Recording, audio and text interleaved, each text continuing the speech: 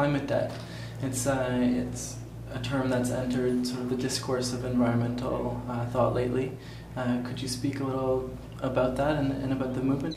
Well, in my perspective, the minute we pull out fossil fuels from underground and we start to burn millennia of photosynthesis in a day, we are creating a climate debt to nature. Because the fundamental problem with climate change is we are abusing nature's cycle of carbon absorption and carbon renewal.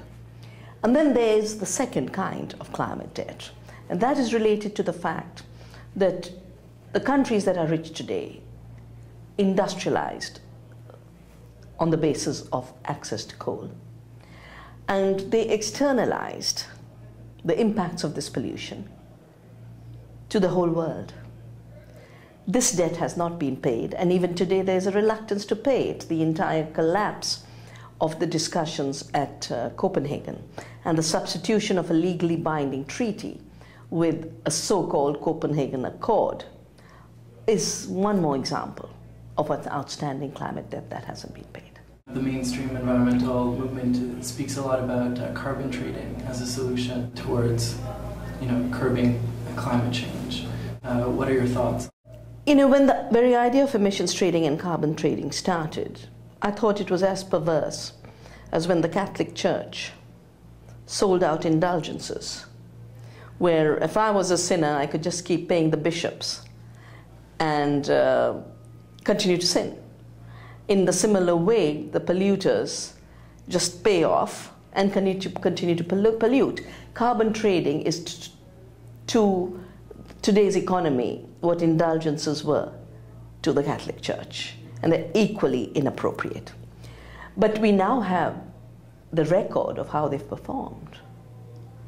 And with the experience that we've had since Kyoto was signed, since the emissions trading schemes of Europe and the US were put in place, and since the clean development mechanism between the North and the South was put in place, the two things that have come through totally. My book, Soil Not Oil, I've tracked the fact that most clean development mechanism funding has gone to dirty industry. It's gone to the sponge iron industry. It's gone to HCFC plants. It has gone to the steel sector. It's got to mega dams. This is not clean development by any imagination. The second is that instead of reducing emissions, while these carbon trading schemes were carrying on, emissions have increased by 16%, and the polluters have walked away with billions and billions and billions. I know, for example, Mittal, who now controls most of the steel sector of the world, walked away with £1 billion a year in terms of pollution rights, because the governments are according large pollution rights to the biggest polluters. So in effect, the atmosphere, which is our commons, has been divided up as property of the worst polluters. And that's just not the way to go about cleaning up a polluted part of the environment.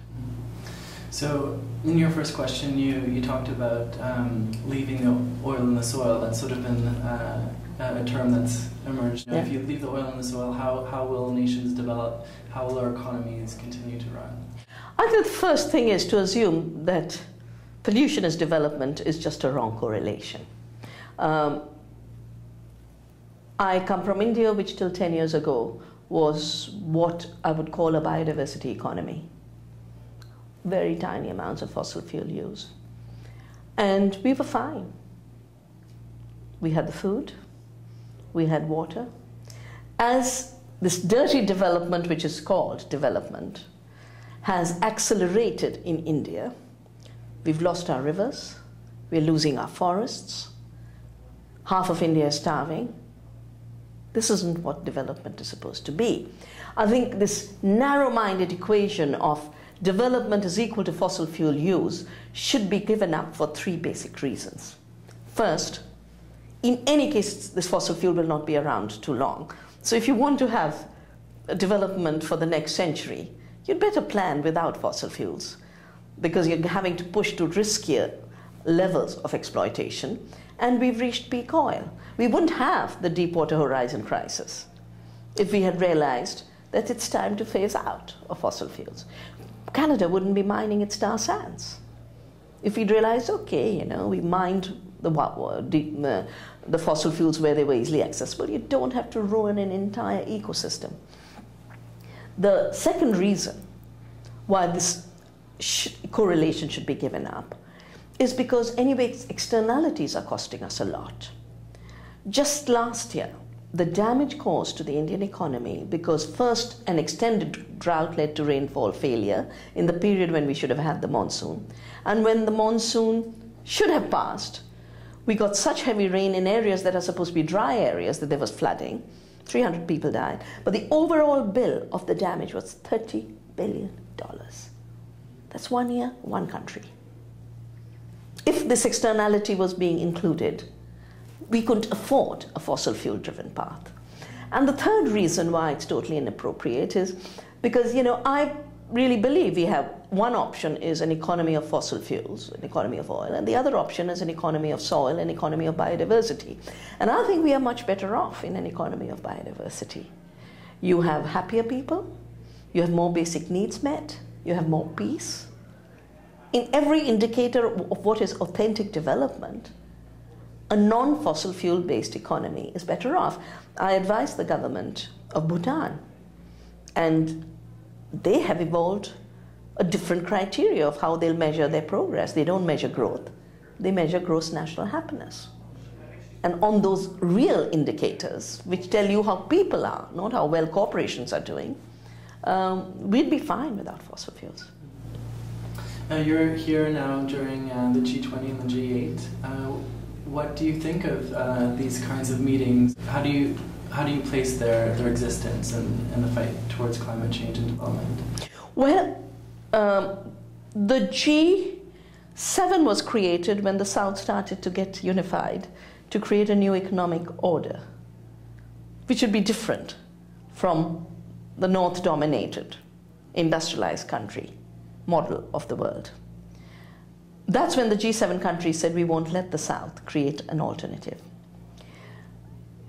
Then we had total collapse of the legitimacy of G7. Everyone said 7 men getting around is not the World Economic Summit. So what they did was bring in the countries that they have now anyway sucked in to the global economy as carriers of the burden, particularly the environment burden. I have called it the outsourcing of pollution.